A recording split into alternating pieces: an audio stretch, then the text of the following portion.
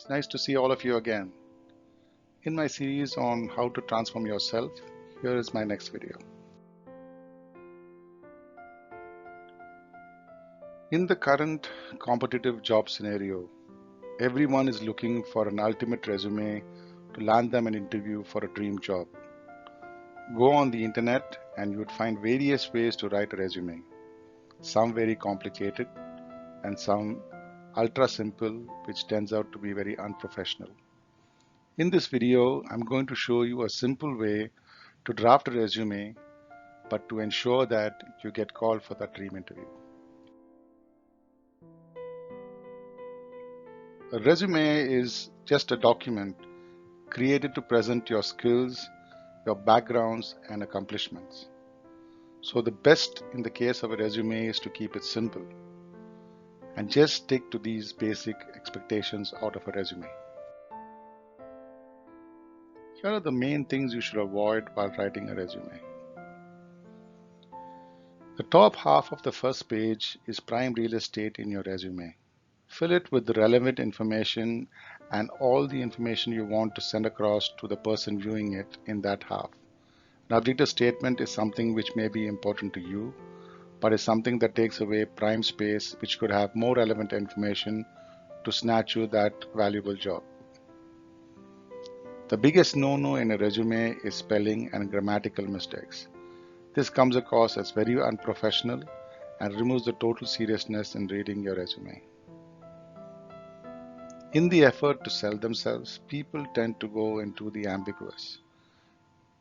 We do not want a HR person to try to figure out what you're saying, but to state the facts and state them accurately. Buzzwords are a total no-no. The HR team knows when you're overstating the fact and really does not get impressed with the buzzwords that is being used. The worst thing you want is a HR guide to misinterpret what you have on your resume. Ensure you use normal, professional fonts and a fancy squiggly font, which would frustrate the HR guy and increase the chances of you being rejected. And remember, in resume writing, less is always more.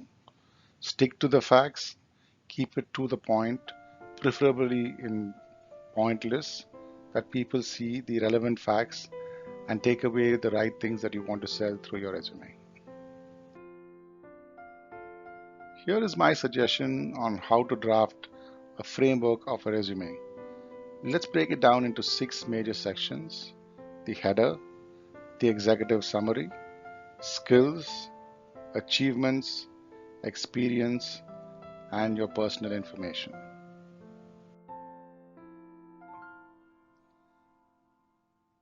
The first information you want to get across is, of course, your name and how to contact you. So I suggest your name and your contact details right at the top of the resume is the way to go.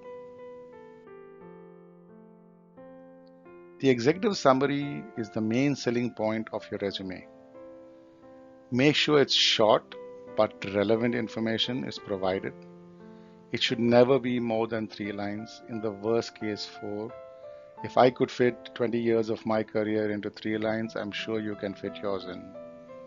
The first half of the summary should be your accomplishments, and the second half should be your talents. The next section are the skills. You always sequence them based on your proficiency so that you highlight the stronger skills when you get down to the ones that you're next exposed to. Work skills should be followed by specialized and soft skills. Ensure you cover both in the skill section. Please do not use buzzwords again. It tends to take away the seriousness of this section.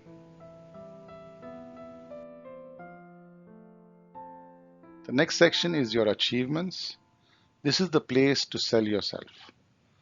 Remember, do not focus on the activity. Always look at quantifying the outcome of what you achieved. People take you serious when you have a result attached to an achievement. When you're talking about your experience, I suggest you limit it to the maximum last 15 years of your career. Information before that would really not be that relevant to the current job unless there's a major reason to mention that. You could always cover this in the one-on-ones and the direct interviews. Keep each section to having your designation, the company's name, the period you spent there, and the location. Have a short role description, not more than one or maximum two lines, and focus on the key achievements. Nobody has the time to read through a long paragraph about your achievements, but categorize the top 3 to maximum 5 achievements of your job, which you think are the main selling points of that particular experience. The next section is your professional information. Stick to the educational qualification and your official interest only. This is not a place to state about your personal preferences and your hobbies.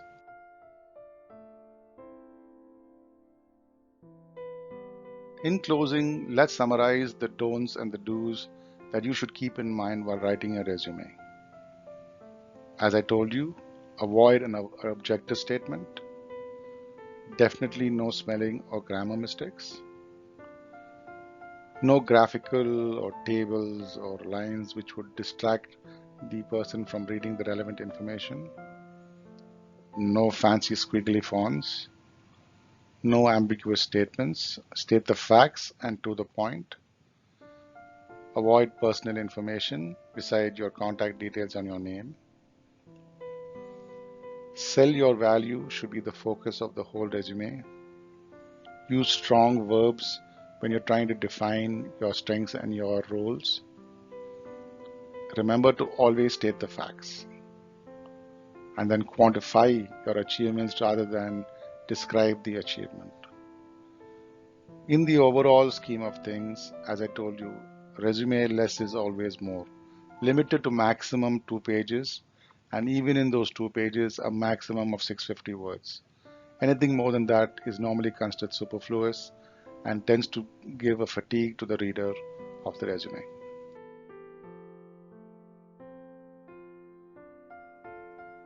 My next presentation would be on demand planning, an excellent planning tool to help you shape the demand to your needs. This helps you to go out there and take the best out of what you can get from the market. Stay tuned and enjoy the next presentation. I'm sure this video was of value and you are in a better position now to draft that resume for your dream job. If I could be of any more help, do not hesitate to reach out to me on any of my social media. I'll be glad to offer my support and help you get to that final resume that would get you your job. Stay safe in these dangerous times. This is Grenville wishing you well.